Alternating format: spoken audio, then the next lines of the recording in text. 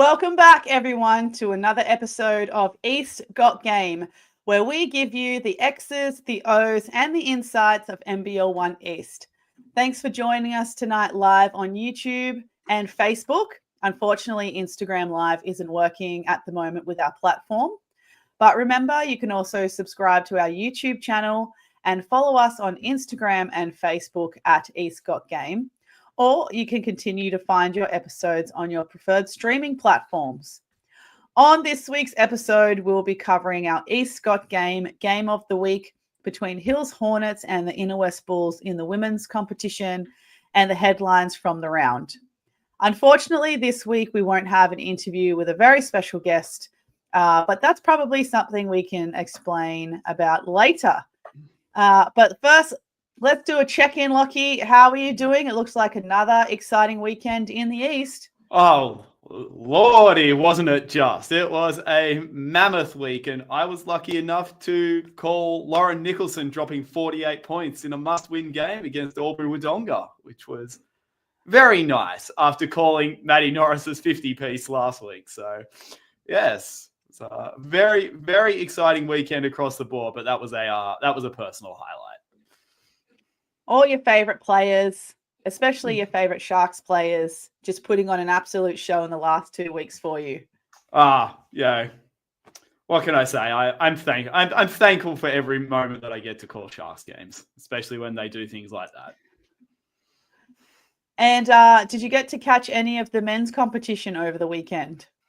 Well, of course, I called the Sharks Albury-Wodonga match, which was crazy. I mean, that Albury-Wodonga team, they're better than their record suggests. That's for sure and certain. I think in the last couple of weeks they've got the chance to upset the apple cart a little bit. I don't know how many games they actually have left against teams that can make the playoffs, but I think they've got Hornsby and they've got Comets. So Comets, if Comets don't have Bawali and Davo, they'd have to be on their best form to make sure this Albury-Wodonga team doesn't trip them up.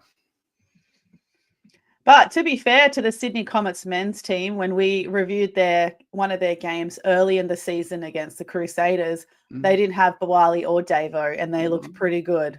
So I'm confident they can get that job done against Albury-Wodonga. I have to say as well, I don't know if there's a nicer way of saying this, but the Comets men have a similar roster from last season to this season, but are performing much more to their ability and their potential. Last year, I felt like that they were dramatically underperforming, and there's been a new head coach in the realm, and I wonder if that has something to do with it. Possibly. It also, another year under their belts with a very similar roster, and players like Anthony Mundine III growing in experience. Things might just be culminating very well at the right time for the Comets. They've had their trials and tribulations, and now they've got it all humming along in the right direction. Well, let's get into the headlines from the round. Lockie, what's the main headlines that you can find from the men's competition after round 13? I think the thing that everybody, when you look at the ladder, will see first is that there are 4 teams tied for 6th at 9 and 8. And the Sharks are 10 and 8, having played the extra game. The top 4 is set. The teams are set. The order isn't set, but the teams are set. 9 and 8, 4 separate teams. So Manly Warringah, North, Central Coast, and Newcastle, and Bankstown, all sitting at 9 and 8. North play Central Coast next week, and I think Central Coast also still have to play Bankstown in these final couple of weeks. Meanwhile, that Sutherland team has to play Illawarra this coming week, which down in Illawarra, not going to be easy for them to stay ahead of the pack. So it is massive. I believe there's still in excess of 90 different tiebreakers, whether it's between 2 teams, 3 teams, 4 teams, 5 teams, that can decide who gets into the top 8. 90. That's outrageous. That is outrageous. For comparison, in the women's, it's about 30. which is still a lot, but it's not 90. Yeah, 90 is just unbelievable. Absolutely unbelievable. And like you said, so the Sharkies are playing the Hawkies away. They're currently in 5th position, but they're 10 and 8. So Bankstown play the Gunners as well. So that's not going to be an easy one. Manly playing Inner West Bulls and North versus Central Coast. Manly versus Inner West Bulls.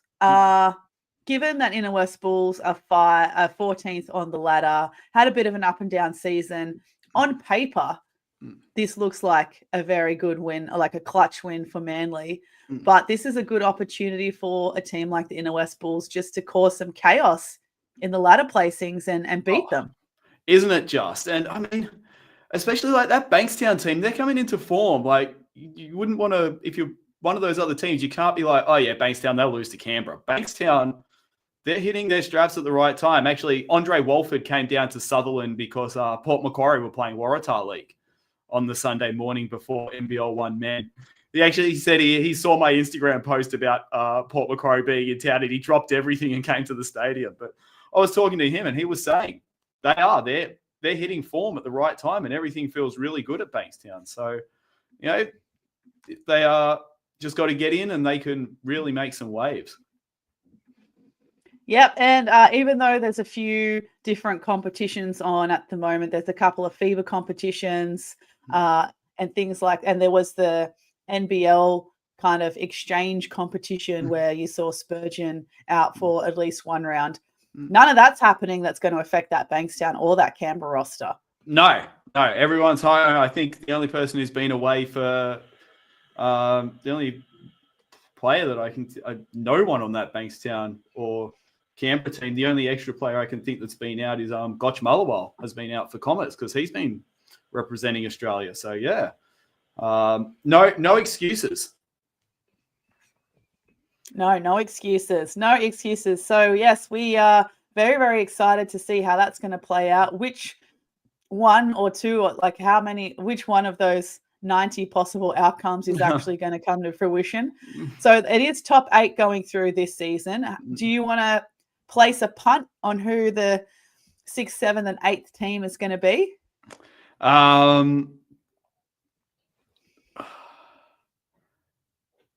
think Bankstown will take one of the spots. And then I think Manly Warringah will take one.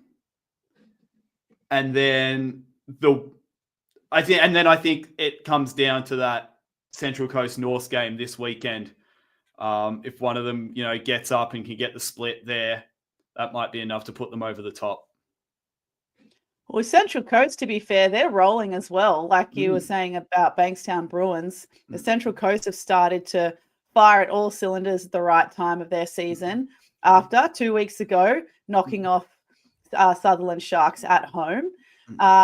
If they just continue to bring that heat, especially on the defensive end, I think they can snatch this win against North. It's, they definitely got to make sure that they're focusing on some for and against points. Has Hunter Goodrick been playing the last couple rounds? Yes. He was injured there for a little bit. Yeah, so he I'm sure I saw his name in that narrow. Yes, he had 21 and 11 on 8 of 12 shooting in that narrow loss to Illawarra on the weekend. And Austin Patterson had 22. So despite the fact they lost, I mean, taking Illawarra to 103, 101 is certainly you can take positives out of that. I also wouldn't rule out Newcastle yet. They play Maitland, Central Coast, and Hills. So not an easy run home, but not one of the tougher ones either. And they're 8 and 9. Yeah, they're all very gettable games for them as well. Very gettable games. So yeah, 8 and 9 in 10th position, just waiting for the right time to swoop in and snatch that 8th spot. And what about the women's competition? What's happening in the women's competition after round 13? Well, I mean, you can't go past Riley Look for setting an NBL 1 scoring record with 55. And Sammy Mack was telling me that she was on 44 and he was going to pull her. And I think he said it was Matt Gray was saying she's the records. She's close. Go get the record. And they were up by so much, and it was Savvy said he was going to give her a short run, and she went she went from 49 to 51 driving, getting the layup, and then she actually had a 4-point play to get the record. So she hit the 3 and got the free throw to go from 51 to 55. Wow. So not just breaking the record, but breaking the record in style with a rare 4-point play. What an absolute legend. And I know that Sammy Mack would have been very upset with himself had he pulled Riley off early without knowing that she was on track for the record. I reckon he would have been livid with himself. So like a great assist from Matt Gray, letting coach know to keep her in. Yeah, it's so 55. I mean, you have to take the opportunity. You never know when everything's going to fall into place like that again. So very happy to see Riley get that. And then Lauren Nicholson backing up the next day with 48 against Aubrey Wodonga to keep Sutherland's shred of a hope alive. They're still got to watch every single other result to see if their hopes stay alive. But I go down to Illawarra this weekend. That's a gettable one. And then they just have to. I'm glad you're so confident, Squin. And then they'll be right. And then make sure they beat Inner West by at least 8 to get the split. And then hope everything else falls their way. Yeah. And when you say everything falls their way, what's an example of something that needs to fall their way? Is it essentially people above them in the ladder dropping games that they should win? Well, yeah. So Bankstown play Canberra, and they're both already on 9 wins. So one of them has to go to 10. Inner West are on 8 already, and they've got 4 games left where the Sharks only have 2. So Inner West, even if Sutherland beat them, Sutherland still need to have Inner West lose another 2. And I think they play Central Coast on the last day of the season, which Inner West would be thinking they should win.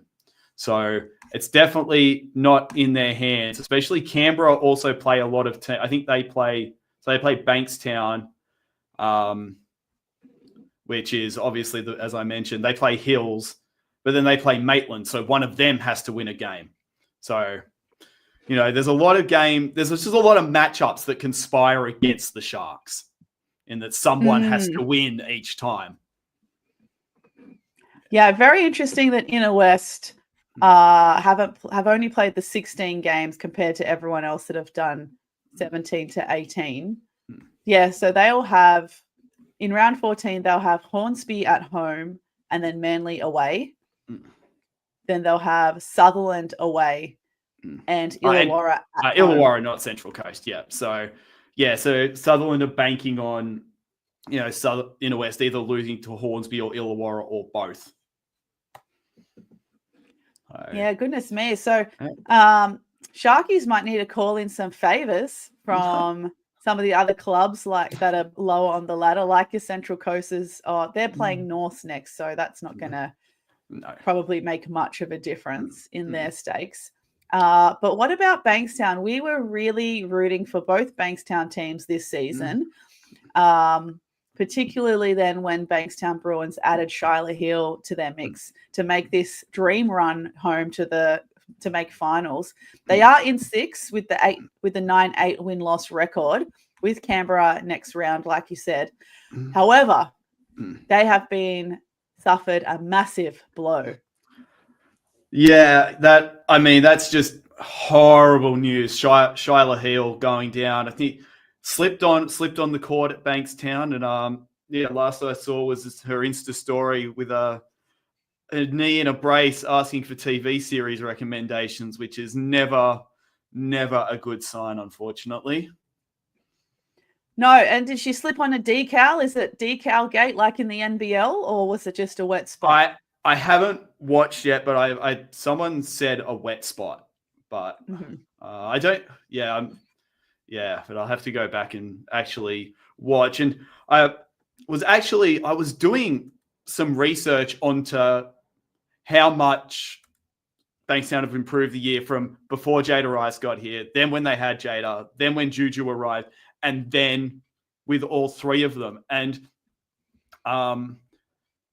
their offensive rating went up from average 105 to 112, almost 113, just with the addition of Shyla to already having Rice and Juju there.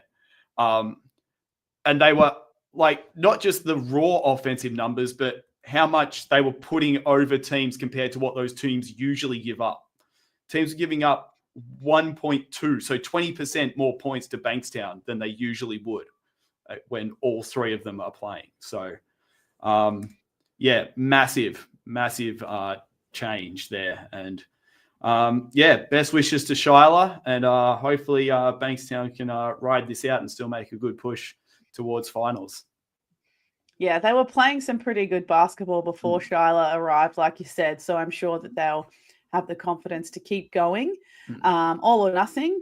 Wishing them the best of luck. Best of luck to Shyla. Nothing confirmed on her injury.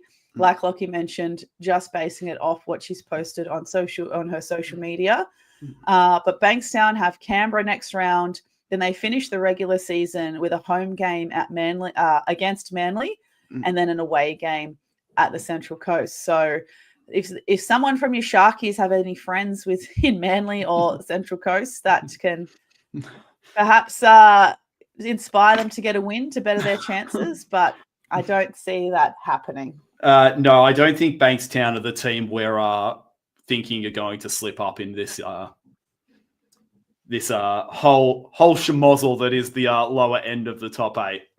I think Bankstown will be getting a final spot somehow. But can we also just take a second to celebrate on behalf of the Manly Warringah Seagulls women? They're on top of the table for, I think, the first time this season. And in the last couple of seasons, they've always been up top 4. They've always been between that second and third, rarely the 4th spot, always second and third. And now they're at the top. They are on fire. They are flying. 13 wins in a row. I think that's what someone said. Yeah, they were 2-2 to start the season. They had a very tough start to the season, like in terms of their schedule. Yeah, so 15-2, they got the splits. So they've got one loss up their sleeve if they do slip up in one of these last 3 games. But things looking very, very good for the Manly Warringah Seagulls, and still with the return of Alex Delaney to come.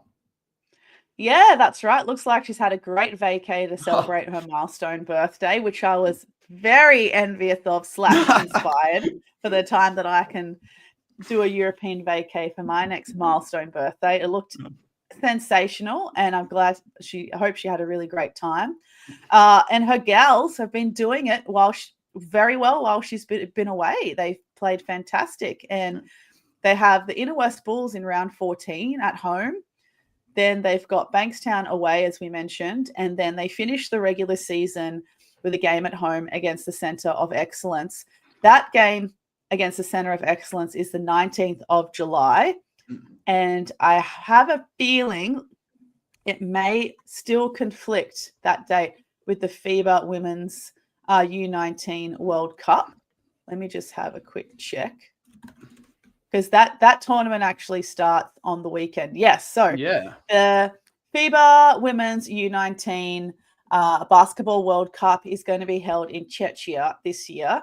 We've just finished the Men's World Cup, and our Emus came 6th, I think, 5th or 6th. 6th, which was 6th, which was still a really good result, because that was a very talented bunch of guys at that competition. Very talented. The women's U19 Women's Basketball World Cup starts on this weekend on the 12th of July and goes until the 20th of July. You can watch all of the games live or the replay on the FIBA YouTube channel. So that game will actually clash with Manly Warringah's last game of the season against COE at home. There are a couple of people in this Gems team at the World Cup at the moment that still play for COE, and there's a big one that's going to be missing in that COE game. I'm hopefully you're picking up what I'm putting down. Fagan? Yeah. Very big omission. Yes. That was the thing. When you say Manly COE, I went like this, because it's like, what do you make of that game? You know, you think first versus fifth. Ooh, that's a tight one. But what do you make of the COE team? Who might show up? Yeah. Yeah. So on the official tournament website, they've got they had a roster tracker, but the team has been officially announced online, and you can also Ruby Perkins is also going to be missing for North, as is their head coach Renee Garlop. So they've already gone over to Portugal for 2 weeks to have training camp before they head to Czechia for the World Cup. You calling games, Squint? I will be calling some games, Lockie. Yes, I'm very, very fortunate to have the first Aussie game against Mali on the opening game of the tournament. First Aussie game, and I'm very, very fortunate to be commentating that one on YouTube. So if you do happen to watch, please keep your comments on the kinder end of the spectrum, because there were some doozies last week when I was calling some of those men's games. But I mean, honestly, they should just turn the comments off on YouTube on live streams, because I was watching the under 21 handball world championships, and it was just some guys asking for tips to bet on the under 21 handball world championships. It's like, get out of here. Well, if it's not gamblers, most of the people in the live YouTube chat are people who are gambling on the game. And then in between, there's some other gross people that need to be moderated and kicked out. But unfortunately, part of our role as a FIBA YouTube commentator is to interact with the chat. So yes, which is unfortunate. But yes, so also in that squad that will be missing for COE is Zara Russell. Oh, big outs. That's also a big out. Yes. But a good opportunity for some of the new scholarship holders to step up in that big game against Manly. So all is not lost. And also, FIBA Asia Cup Women's Division B starts on July 13th, where Dalen Pilatati and the Cook Islands will be there. Oh, yeah. Tell us a little bit more about her. So Dalen Pilatati is the Sutherland backup point guard. She's actually injured at the moment, but she's still traveling over with the team. I think, if anything, her basketball IQ will be like having an extra assistant coach on the bench. One of 3 triplets playing part of the roster. And yes, so I had my Cook Islands flag out, which I displayed at the Sutherland game on Saturday. So yes, 8-team tournament to play for the right to move up to Div A at the next tournament. Yes, that's correct. That is correct. That's something that they've brought in only very recently. But I really like that part of the tournament, because the last Asia Cup that was held, I think in 2023, and it was in Sydney, made it really, really exciting between Chinese Taipei and Lebanon, because essentially the winner of that game was either promoted or relegated, and Lebanon got it in the end. So I think for the first time, perhaps ever, Chinese Taipei are now I shouldn't say ever, but certainly the first time in a long time, Chinese Taipei are now in Group B. Or Division B, I should say. And they're in Division B with Iran, Tahiti, the Cook Islands, Kazakhstan, Thailand, India, and Mongolia. And Mongolia have just come off a great 3x3 World Cup as the absolute giant slayers. So it'd be great to see what they can bring to the Asia Cup. But yeah, so Asia Cup Division A is also going to be on very, very soon. I don't think we've got any East players, though, representing in that tournament.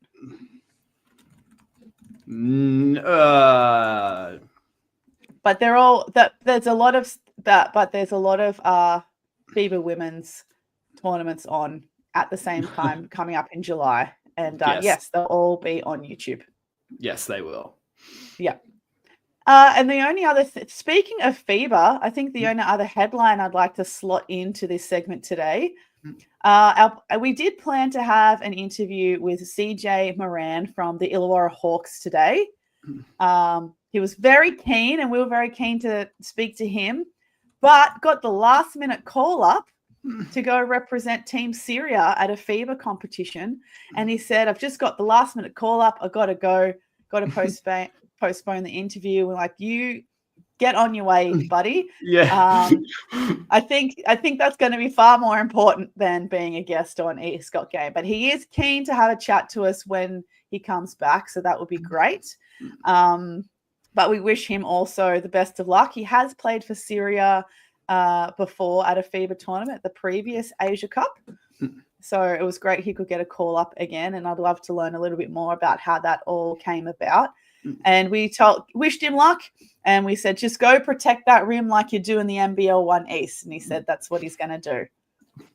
Well, I think if he plays like he plays in NBL 1 East, he's going to do very well.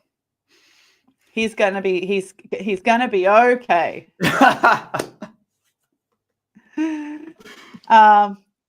I'm keen to see. I know that, maybe we'll talk to it more when we catch up with him, but I'm very keen to see if he's going to get on a NBL roster as a DP.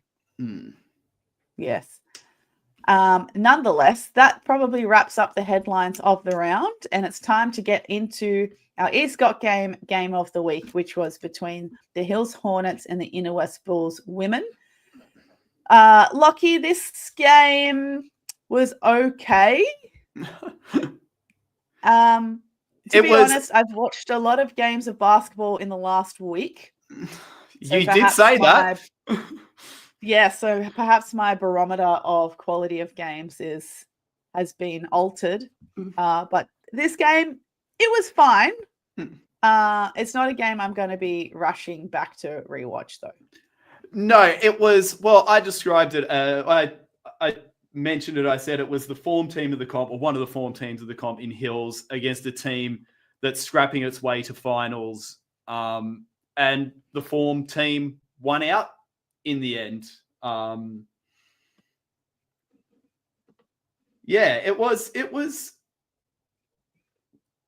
It could have, I think both teams would look back, particularly Inner West would look back on that game and say they've got plenty to improve, especially as Inner West, if they want to do more than just make finals. I wouldn't want to come up against a Bankstown or a Canberra in week 1, or even whoever finishes 5th out of that logjam at the top 5 in week 1 and have to, put in that kind of performance because you'll be going home as quickly as you were there. But yeah, it was okay. We had Robbie and Andre on the call, which was cool.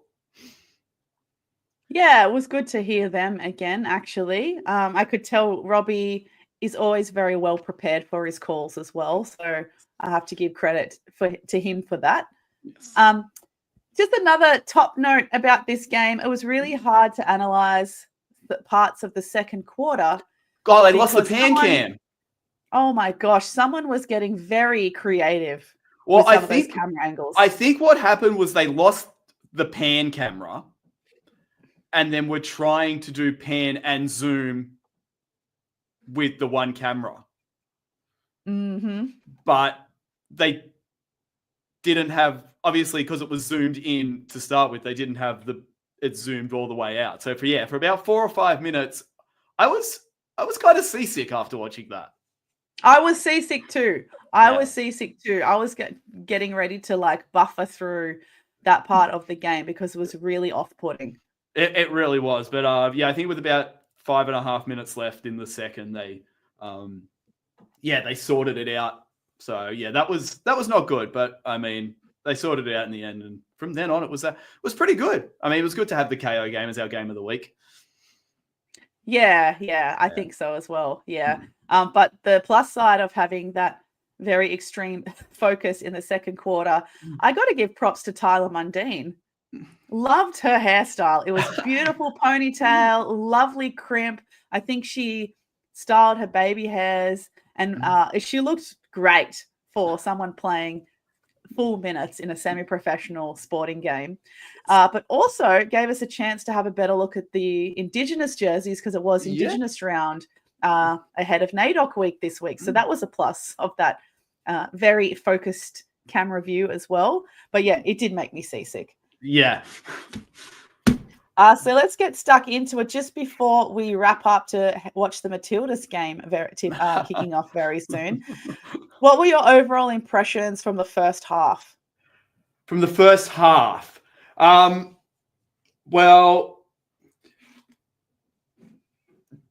I say the first half, but it was probably throughout the game. Inner West, defense and turnovers. First two things they had to improve.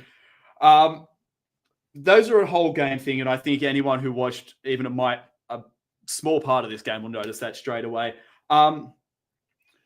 First half, I didn't like how often Christina Moore was bringing the ball up because I felt it was at the expense of Talia Tupaia being able to be aggressive as a first option. And I know Hills have brought in some players in recent times like Kennedy Johnson who can really defend well, but it almost felt like they were deferring to that matchup not occurring and giving it to Christina Moore to get things done. And I just thought it didn't have to be Tupaia on the ball, but I would prefer Moore not to have it first up. I know she had 34 and 9, but I just think it restricts what the offense is going to do. It almost tells Hills what's going to happen first if Christina Moore is bringing the ball up. In that she's either going to back someone down or go ISO. And because she's not a point guard. She can pass the ball, but she's not a point guard. Yeah, and I think as well, just from a personnel rotations point of view, sometimes like when your best player between Tupaia and Moore are then having to bring the ball up and then pass it around and then just to get it back. Yeah, it's just kind of adds to the fatigue.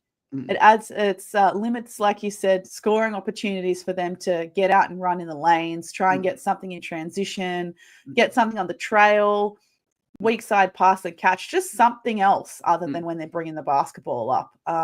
Yeah, that's a really good point. But speaking of turnovers, as you mentioned, they did have 23 turnovers, the Inner West Bulls to the Hills Hornets only 10. So yeah, I think that was definitely an area that they needed to work on. And it was interesting because one of their first plays of the game was Talia and Christina running a pick and roll straight up the middle. And Christina had that, I think it was floated from just inside the free throw line. I was like, all right, well, Talia and Christina are going to be doing a lot together today. And it didn't really pan out that way. And in actual fact, they didn't run a whole lot of sets throughout the game at all. No, they really didn't. I think they just kind of relied on motion, relied on, but most of the time it was Mundine, Tupaia, and Moore on the floor. And the other two were kind of just there to be extra passers and facilitators. There wasn't even, like you said, not a lot of sets being run other than a couple of pick and rolls between Tupaia and Moore. Not a lot of screening action. It was just kind of like pass it around, see who's open, or rely on Tupaia or Moore to create their own scoring opportunities. Yeah, and I mean, in comparison to Hills, who can we just talk about Hills' baseline out of bounds play? Robbie's favorite on the call. I love that. On the one that I noticed was Kirasame just comes out, cuts, and just completely blocks off both defenders, and Ella Gale just waltzes straight up the keyway for the pass. It's beautiful. See, this is as good as that is for Hills. Like, props to them for the execution as well. But that kind of, for me, was one of the frustrating points as well, because they ran the same baseline out of bounds 3 or 4 times in a row. Yeah. They got scores 2 or 3 times in a row. And another time could have been a score, but then it was just a misplaced pass and it was fumbled out. Like, come on, defense. Yeah. Like, the back screen, it was basically, like you said, it was an up screen for Ella Gale to roll off to the basket. The first time they ran that, there was such poor communication on defense about, hey, a screen's coming. Hey, are we going to stay or switch? And then we just don't do anything, and Ella Gale gets the layup. And then they did it like another 4 times. Yes. Yeah. Like, that was, come on. Yeah, the first time I was like, it's awesome. The second time I was like, oh, they did it again. And then but yeah, like you said, by the 3rd or 4th time, you're like, if Ella Gale is at the top of the arc for a baseline out of bounds, just anticipate that it's coming. I'd rather you anticipate it's coming and get burned on some other play than get burned on that same play for the third or fourth time. Like it was the two sides of the coin of like, good job by Hills to keep running it until it stopped working. But also Inner West, come on, guys. Like, it's the same play. Make your defensive adjustments quicker than that. This is supposed to be semi-pro. Yeah. Yeah, it is. And I mean, Hills, they work to their strengths pretty well. Like, they don't have a true post-up threat, and they don't try to, they don't try to send someone like Gale in there to try and back someone down. Because, yes, she gets in the paint because she's a very good rebounder, not because she's going in and, backing people down. And I thought they did that well. And I mean, now that they've got, I was so impressed with Liz Smith when she played against Sutherland, and not just for going 31 minutes without missing a basket. And now that they've got Kennedy Johnson into the starting lineup, they're just, it's like Sutherland almost with Lauren Nicholson. It's like, what if this had happened 3 weeks earlier or 4 weeks earlier? Where could this team be? Yeah, I feel really bad for Hills because they were much more organized. They have a much more better intention in what they're doing. Like Jade Kurosome is such a great leader for that team as well. She's geeing everyone up. She's playing and setting an example for everyone to follow. And I think she's a great role model for some of the youngsters like your Sienna Clarks and your Ella Gales, who also had really great games by the score sheet. But yeah, I just feel for them because they have such good intention. And I wonder, I feel like they should have their season again. Yes. Yeah. And I mean, yeah, it's like the period from, Cherie's in there, and then you've got to try and figure it out. And losing a player of Cherie Kalea's quality in literally the first game of the season, it's probably it's the absolute worst time for it to happen. At least if it happened in preseason, you can probably make some adjustments. But so many players are accounted for by the time you get to the season. Finding someone to replace a player of that quality is just tough. Yeah, it's really, really tough, really tough. So their bad luck, unfortunately, started early for the season for Hills. But yeah, I just kind of wish that they could have a little bit of time again, just a little bit. And I'm pretty sure they'll at least retain a lot of those players from this season. Hopefully they can have Kurosome back as well, so they can build for next season and hopefully have a bit more success that they deserve, because they obviously put a lot more effort into it. Yeah, definitely. And if they could bring back Smith and Johnson, because my whole second quarter is like pick and roll, Smith and someone, like Smith and Gale. And then it's Smith and Johnson and Gale in that double screen with 4 minutes to play in the second quarter. Hannah Griffin running a pick and roll with Johnson. They just absolutely dominated. And every time it was one of their imports, either as, the ball handler or the roller. And you can show their kind of team concepts and commitment to playing team basketball is reflected in this game in their assist count. They had 25 assists as a team.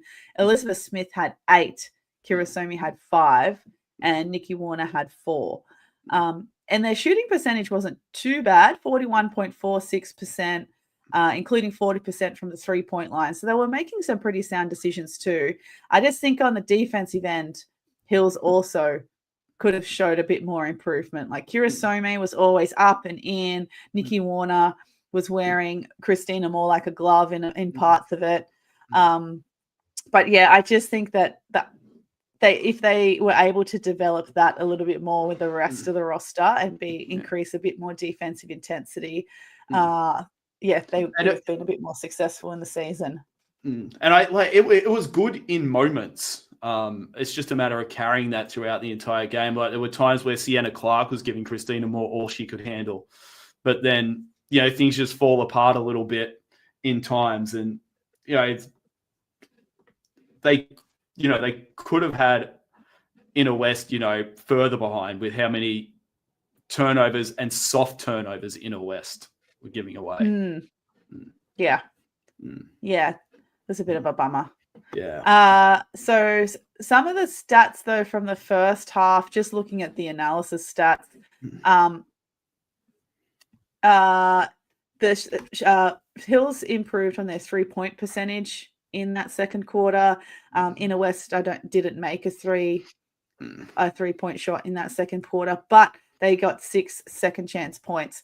And it was that second quarter that gave Hills the edge, because they won the second quarter 22-13 after losing the first quarter 19-26. Then they went on to win. Hills went on to win the third quarter 28-21, and they led the fourth quarter for the whole time and were able to hold on to it. So that's a really gutsy win for Hills. And those stats, like the 2-point compared to how many 3-pointers they shoot when their 2-point percentage is so high in a West, and when they've got someone who can be so dominant inside, is really, really interesting to me.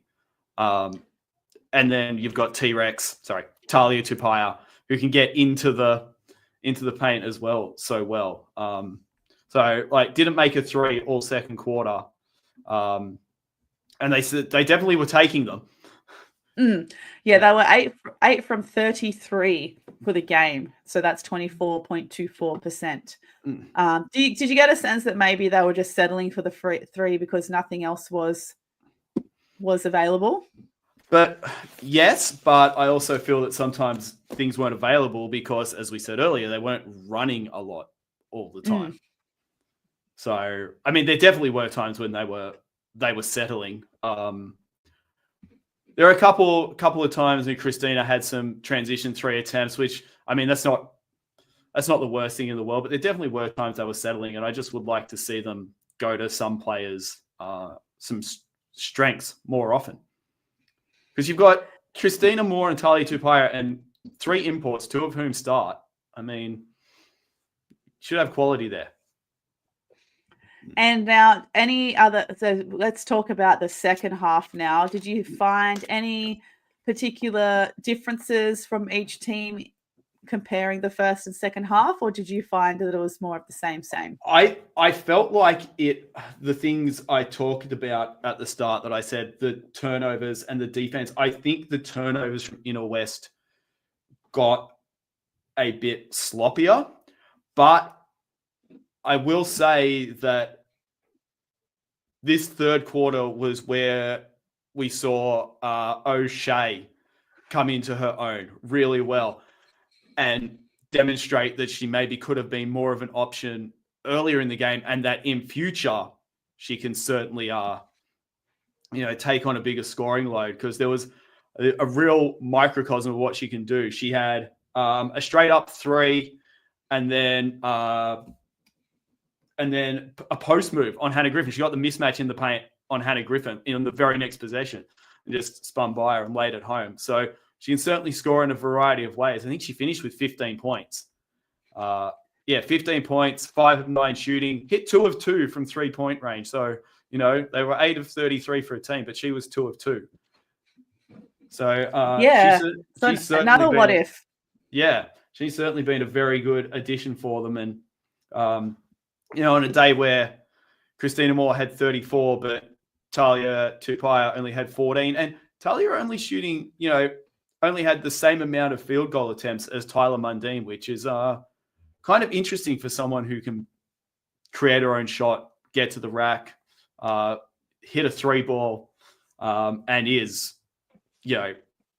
known as an absolute superstar in this league from, her previous seasons. Yeah, that's right. Yeah, only 12 shots for the game is actually really surprising for Talia Tupaia. But yeah, it's interesting. I wonder if O'Shea will return to Inner West next season, or if she'll get picked up by another NBL 1 club if she chooses to return to NBL 1 at all, given that she was able to showcase what she can really do just in that quarter alone. But I think the biggest issue is how long the season runs in Asia that she's playing in beforehand. I think she was playing in the Taiwanese league, which runs fairly late. So just makes it difficult to get players here when their season runs so late. And that might have to, in future seasons, be, maybe we talked about it before, it might have to be a recruiting strategy. You can't recruit players who are going to be big parts from these leagues where you could be losing them until May. But then you come back to the discussion about should the season start later. like North does. Well, North only started later because there's less teams. True. Yeah. But still, it did mean that everyone was there. Or just about everyone was there for the start. I would say just about everyone. Yeah. Probably more than compared to the East. Yeah. For sure, in the men and women's competition. But yeah, North is starts later because there's fewer teams now, and then this year for the finals they'll only take a top 6 and not a top 8. So it's 3 weeks instead of 4. Yeah. Yes, and then there's some longer road trips, like they play Friday night games and things like that. So I think they also try and squash in everything quite quickly as well. But yeah, so any other notes from the second half? Well, I actually did write a fair whack of notes on the fourth quarter, actually. Because Inner West had a chance to not just get back into it. They were down 72-69 and attempted a 3. So they had the shot to tie the game at some point. But they were down. So, yeah, after Tyler Mundine hit a 3, it was 72-69. They had the ball under their own attacking basket, and the pass out to the top of the arc was just half a meter short and dropped straight in a Hills player's hand. They get the defensive stop. They come back down again, and then a cheap tip away on the entry feed, and it's stolen. So they had 2 chances in the space of 30 seconds in a West to tie this game or get within 1 point. Gave it away, and then Kirasome and Clark hit 3s, and bang, it's back out to 78-71 as quickly as it was 72-69. And if you get stopped, that's one thing, but to 2 times in a row give up turnovers on your chance to tie the game, you're just straight up shooting yourself in the foot. And it was the style of the turnover as well. I thought this was a part of the game where how you mentioned that Hills weren't always quite there on defense, because I think their D-Trans let them down a couple of times in the fourth quarter, if we're being entirely honest, as they were trying to extend that 7-point lead out further. And that kind of let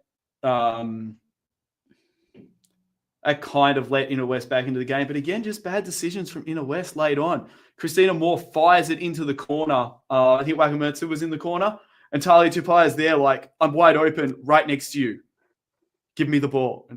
Yeah. And yeah, Christina. And she knew, as soon as she threw the pass, she had her head in her hand. She knew what she did was wrong. And I mean, she'll learn from that. But yeah, it's just the kind of plays that you can't afford when you're trying to claw back a 2 or 3 possession deficit late in the game.